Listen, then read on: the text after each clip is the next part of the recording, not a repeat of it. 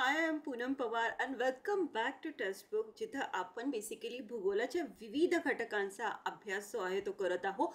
मागच्या सिरीजमध्ये आपण बघितलं की महासागर पृथ्वीवरती किती महत्त्वाचा रोल प्ले करतात नैसर्गिक संसाधनांच्या बाबतीमध्ये, ॲज वेल ॲज ठीक आहे, as well as basically water cycle regulate करण्यामध्ये. म्हणजे काय, तर भारतामध्ये पडणारा मॉन्सून हा बेसिकली पॅसिफिक ओशनमधून आलेल्या आर्द्रतेला प्रभावित असतो.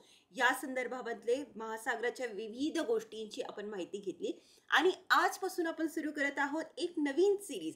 या सिरीजचे नाव आहे जाणून घ्या खंडांविषयी आणि याचा असणार आहे आज भाग 1. अशाच वेगवेगळ्या सिरीज आपण पुढील काही काळामध्ये आयोजित करणार आहोत. जसं आपण महासागरांचा आढावा घेतला तसाच आढावा आपण खंडांचाही घेणार आहोत आणि आज सगळ्यात पहिले आपण सुरू करणार आहोत आपल्या स्वतःच्या खंडांविषयी, दॅट इज एशिया. पुढे जाण्याच्या आधी एकदा आपलं नेहमीचं introduction, that is basically this is our QR code for our telegram channel. या QR कोडला जाऊन तुम्ही आपलं चॅनल जॉईन करू शकता, जिथे वेगवेगळ्या अपडेट्स ज्या असतात त्या तुम्हाला वेळोवेळी मिळत राहतात. As well as Poonam ma'am textbook नावाने जरी तुम्ही सर्च केलं तरी सुद्धा आपलं चॅनल तुम्हाला मिळून जाईल. ॲज वेल ॲज आपल्याकडे विविध ऑफर्स चालू असतात. या विविध ऑफर्सच्या एनरोलमेंटच्या दरम्यान जर तुम्ही माझं कुपन कोड वापरला तर you will get a maximum discount benefit. याविषयी आपण पुढे बोलणारच आहोत. सो आज आपण चालू करणार आहोत दॅट इज एशिया. ठीक आहे, एशियाच्या बाबतीमध्ये लक्षात घ्यायचंय की उत्तर गोलार्धामध्ये मोस्टली सेटल असलेला, आता लक्षात घ्यायचंय की basically there is most of the country ज्या उत्तर गोलार्धामध्ये आहे. There are some exceptions like Indonesia और न्यू गिनी. ह्या कंट्रीज ज्या आहे या दक्षिण हेमिस्फिअरमध्ये किंवा मालदीवचा काही भाग जो आहे तो दक्षिण गोलार्धामध्ये बघायला मिळतो. म्हणजे काय, तर बेसिकली आशियाचं अस्तित्व हे मोठ्या प्रमाणावरती तुम्हाला उत्तर गोलार्धामध्ये बघायला मिळतं. त्याचं जमिनी वास्तव्य हे ऑलमोस्ट उत्तर गोलार्धातच आहे. ठीक आहे, आता याच वास्तव्याचं आपण लोकेशन बघणार आहोत. बेसिकली लक्षात घ्यायचं आहे की आशिया खंड जो आहे तो युरोप, आफ्रिका आणि पॅसिफिक ओशन ह्या महत्त्वाच्या लँडमासने घेरलेला आहे आणि ह्यातूनच बेसिकली एशिया हा युरोप, आफ्रिका, पॅसिफिक ओशन आणि इंडियन ओशनच्या माध्यमातून एक वेगळं फीचर जे आहे ते तयार करत आहे. इथे लक्षात घ्यायचे की आशिया खंडाच्या नॉर्थला आर्टिक समुद्र, त्यानंतर पश्चिमेला उरल माउंटन जे युरोप आणि एशिया दरम्यान विभाजन तयार करतात. ॲज वेल ॲज खाली जर बघितलं तर यू विल सी कॅस्पियन समुद्र, त्यानंतर Caucasus mountain, black sea, then strait of Bosphorus मधून आपण एंटर करतो मेडिटेरियन सीला, देन सुएज कॅनल आणि त्यानंतर गल्फ ऑफ एडनला क्रॉस करत आपण एंटर करतो ते म्हणजे गल्फ ऑफ एडनला क्रॉस करत आपण एंटर करतो इंडियन ओशनमध्ये. त्यानंतर ह्या ठिकाणी पण बघा बेसिकली इंडोनेशिया आणि ह्या ठिकाणी न्यू गिनी नावाचं आयलंड बघायला मिळते. याचे आता 2 भाग झालेले आहे. एक पार्ट जो आहे तो इंडोनेशियाच्या साईडला येतो, तर दुसरा पार्ट जो आहे तो ऑस्ट्रेलियन कॉन्टिनेंटमध्ये कन्सिडर करतो, ज्याचं नाव पापुआ न्यू गिनी असं आहे. त्यानंतर पूर्वेला तुम्हाला पॅसिफिक ओशन, दक्षिणेला इंडियन ओशन बघायला मिळतं. आता काही कंट्रीजचे फीचर्स लक्षात घ्या. बेसिकली या ज्या नॅचरल बाउंड्रीज आपण बघितल्या, या नॅचरल बाउंड्री बेसिकली काही देशांना 2 खंडांमध्ये विभाजित करतात. म्हणजे काय, तर उरल माउंटन जे आहे हे रशियाला युरोपमध्ये आणि एशियामध्ये एक्सपांड करते, तर तेच उरल माउंटन खाली कझाकिस्तानला सुद्धा युरोप आणि एशियामध्ये डिवाइड करतात. ॲज वेल ॲज कॉकेशियस माउंटन जे आहे ते जॉर्जिया, अर्मेनिया अँड अझरबैजान या कंट्रीजला एशिया आणि युरोपमध्ये डिवाइड करता. त्यानंतर आपण येतो ते म्हणजे स्ट्रेट ऑफ बॉस्फरस येते. स्ट्रेट ऑफ बॉस्फरस बेसिकली टर्कीला एशिया आणि युरोपमध्ये डिवाइड करता. त्यानंतर आपण येतो दॅट इज सुएज कॅनलला. सुएज कॅनलचा basically most of the part जो आहे it is a part of Africa. ठीक आहे, इजिप्तचा आहे. बेसिकली इथे लक्षात घ्यायचे की इजिप्त जरी आफ्रिकेमध्ये येत असला तरी त्याचा एक छोटासा पार्ट जो आहे दॅट इज सिनाई पेनिन्सुला, हा येतो एशियामध्ये. आणि त्यानंतर अरेबियन पेनिन्सुलाला क्रॉस करून आपण येतो दॅट इज इंडियन ओशन. ठीक आहे, तर हे लक्षात ठेवायचे की कोणकोणते नॅचरल बाउंड्रीज बेसिकली कंट्रीजला दोन खंडांमध्ये विभाजित करतात. आता आशिया खंडांमधील थोडंसं आपण फॅक्ट्स बघून घेऊया. ठीक आहे, आशिया खंड जगातील सर्वात मोठा खंड आहे आणि सगळ्यात जास्त लोकसंख्या असलेला खंड आहे. दुसरं महत्त्वाचं म्हणजे बेसिकली नैसर्गिक संसाधने आणि संस्कृती, कल्चरल डिफरन्सेस आणि सिव्हिलायझेशनमुळे बेसिकली ह्या ठिकाणी डायव्हर्सिटी नॉट जस्ट बायोलॉजिकली बघायला मिळते, तर ह्या ठिकाणी तुम्हाला सोशली ही डायव्हर्सिटी तुम्हाला मोठ्या प्रमाणावरती बघायला मिळते. या खंडामध्ये चीन, Bharat, Japan, Saudi Arabia, Russia, Iran, Indonesia यांसारख्या महत्त्वाच्या कंट्रीज आहेत, ज्या कंट्रीज बेसिकली इकॉनॉमिकली खूप जास्त महत्त्वाच्या आहे. ॲज वेल ॲज इथे लक्षात घ्यायचं आहे की जगाच्या इतिहासामध्ये एशियाचा रोल हा कायम महत्त्वपूर्ण राहिलेला आहे, कारण की एशियातल्या मोस्ट ऑफ दी कंट्रीज ज्या होत्या त्या युरोपियन कंट्रीजच्या कॉलनीज होत्या. आता एशियाचं क्षेत्रफळ जे आहे ते 445 लाख चौरस किलोमीटर आहे, जे जगाच्या एकूण भूमीमागे 30% बघायला मिळतं. तर ह्या खंडामध्ये जगाची 60% लोकसंख्या तुम्हाला बघायला मिळते. उर्वरित 40 जे आहे ते उर्वरित 6 खंडांमध्ये विभाजित, 6 म्हणण्यापेक्षा 5 खंडांमध्ये विभाजित झालेले तुम्ही बघू शकता. या खंडामध्ये एकूण 48 कंट्रीज आणि जर आपण तैवानला कन्सिडर केलं तर 49 कंट्रीज बघायला मिळतात. तर काही आशियाचा भाग असलेले संलग्न असे प्रदेशही बघायला मिळतात. बेसिकली स्थान मी तुम्हाला एक्सप्रेस केलं. उत्तरेला आर्टिक, त्यानंतर दक्षिणेला हिंद महासागर, पश्चिमेला युरोप आणि आफ्रिका आणि पूर्वेला प्रशांत महासागर म्हणजे पॅसिफिक समुद्र. या ठिकाणी जगातील सर्वात उंच समजला जाणारा तरुणवली पर्वत म्हणजे हिमालयही बघायला मिळतो, जो आशियाला भारतीय उपखंडाशी सेपरेट करण्याचं काम करतो. याच पर्वत श्रेणीमध्ये जगातील सर्वात उंच हे माउंटन शिखर जे आहे ते बघायला मिळतं, ज्याचं नाव माउंट एव्हरेस्ट आहे, जे नेपाळ या कंट्रीमध्ये तुम्हाला बघायला मिळणार आहे. जगाचे छप्पर समजले जाणारे पामीर नॉट पासून तिबेटचे पठार हेही तुम्हाला ह्याच ठिकाणी बघायला मिळते. दक्कनचे पठार, मंगोलियाचे पठार आणि तुर्कस्तानचे पठार हे महत्त्वाचे पठार जे आहे, जे बेसिकली लावा ॲज वेल ॲज अंतर्गत रचनेमुळे तयार झालेले तुम्ही बघू शकता. याच ठिकाणी यांगत्से, गंगा आणि सिंध अशा महत्त्वाच्या नद्या बघायला मिळतात, ज्यांनी बेसिकली एशियामध्ये एन्शियंट सिव्हिलायझेशनची सुरुवात केल्याचे काही एव्हिडन्सेस आपल्याला बघायला मिळालेले आहेत. जगातील सर्वात लांब नद्यांपैकी एक समजली जाणारी सिंध आणि यांगत्से याच ठिकाणी आहे. यांगत्से ही फक्त चीनमधीलच नाही तर आशियातील सर्वात मोठी नदी आहे आणि ह्याच यांगत्से नदीवरती तुम्हाला काही महत्त्वाचे प्रकल्प चालू झालेले दिसतात, ज्यांनी बेसिकली चीनची अर्थव्यवस्था ही विकसित करण्यासाठी खूप मोठा रोल प्ले केलेला आहे. याशिवाय भारतीय उपखंडामध्ये गंगा आणि ब्रह्मपुत्रा या दोन नद्या खूप महत्त्वाचा रोल प्ले करतात, फक्त जैवविविधतेच्या दृष्टीतून नाही तर बेसिकली आर्थिक विकासातून सुद्धा. जगातील सर्वात मोठे सरोवर हे बेसिकली कॅस्पियन सरोवर आहे. बेसिकली जगातील सर्वात छोटू समुद्र जो आहे तो सुद्धा लँडलॉक समुद्र जो आहे तो सुद्धा कॅस्पियन समुद्र आहे. इथे लक्षात घ्यायचं आहे की कॅस्पियन समुद्र छोटा नाही, कॅस्पियन समुद्र जो आहे हा बेसिकली एशिया आणि युरोप यांच्या दरम्यान नैसर्गिक विभाजनाचं काम करतं. तर लेक बैकाल जो रशियामध्ये आहे, जगातील सर्वात खोल गोड्या पाण्याचं सरोवर बघायला तुम्हाला मिळते.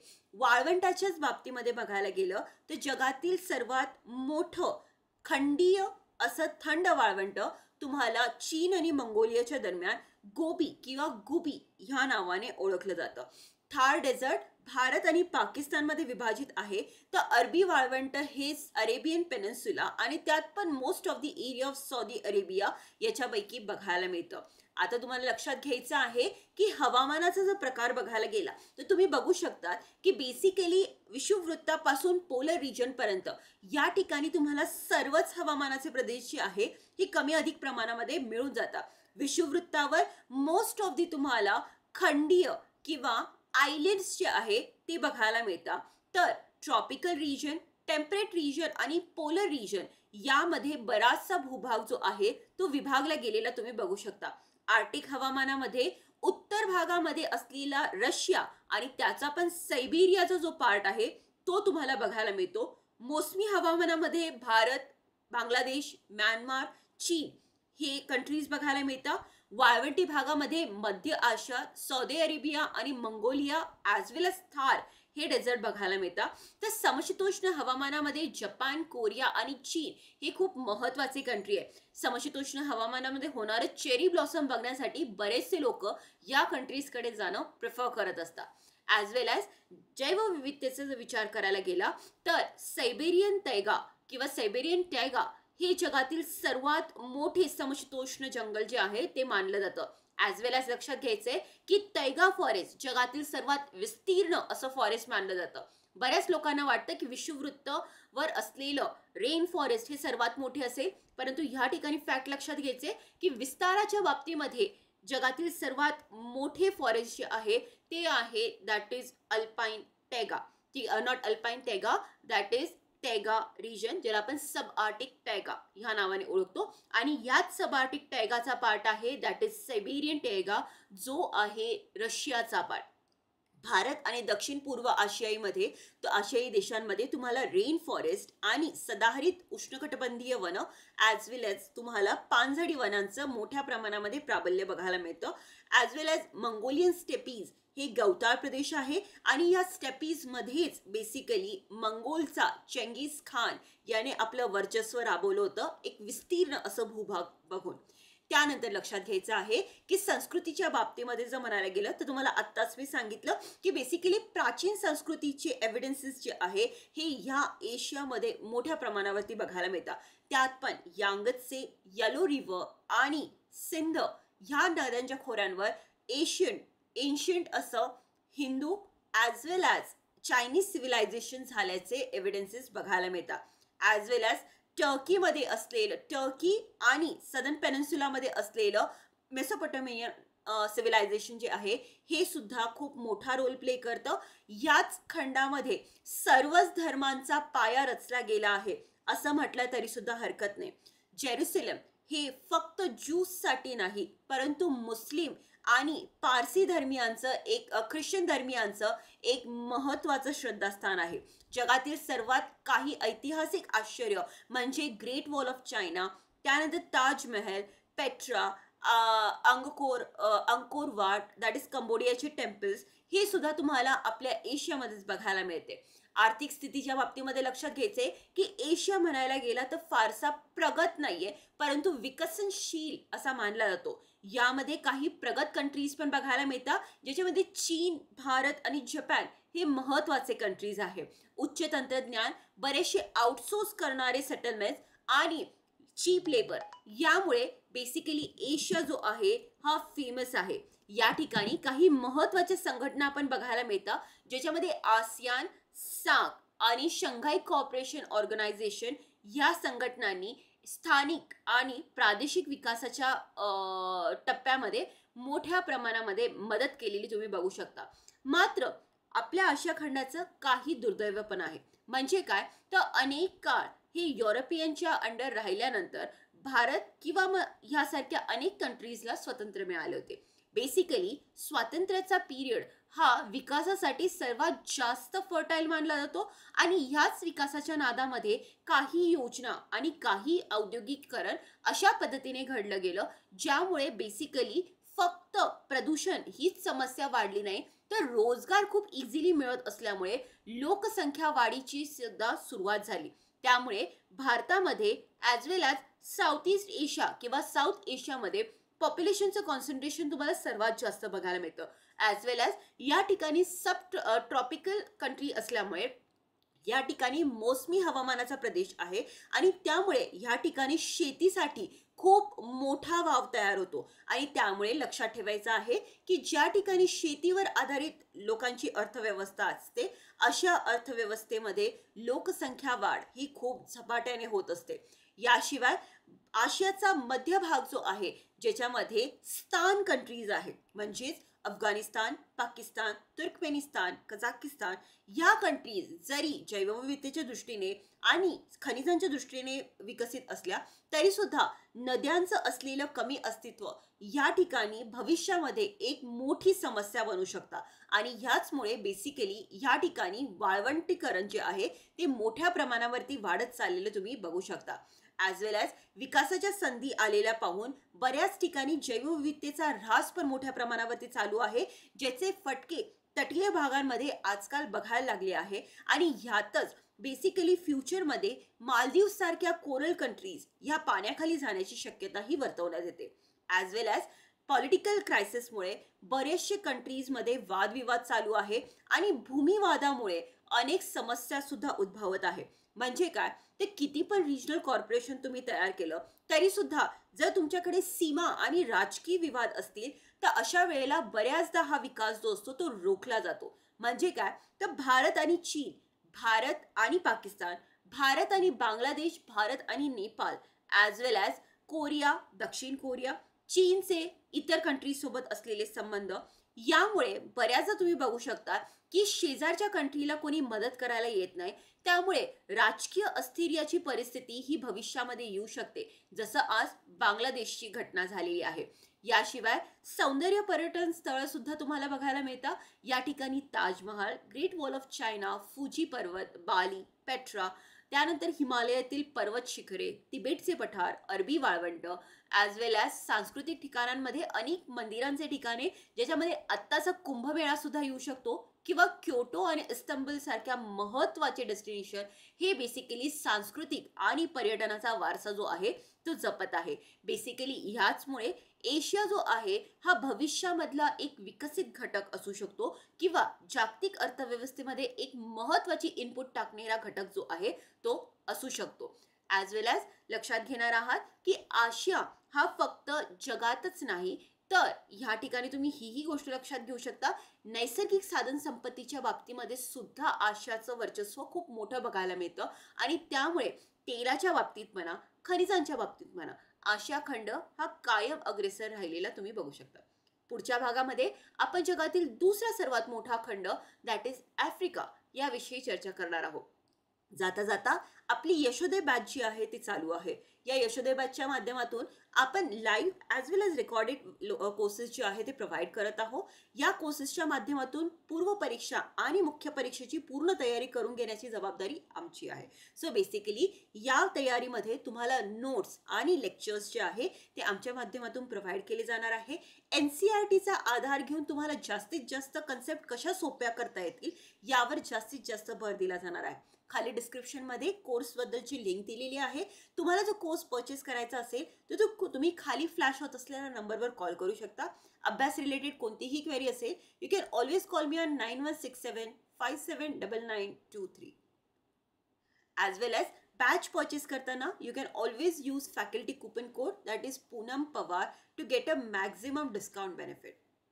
असेच कोर्स आपण फक्त NCERT साठी as well as group B, group C साठी पण आणलेले आहे. तर या कोर्सेसचा लाभ नक्की घ्या. आपल्या टेलिग्राम चॅनलला नक्की जॉईन करा. त्यामध्ये तुम्हाला विविध slides as well as लेक्चर्सच्या update ह्या पुढे पण मिळत जातील.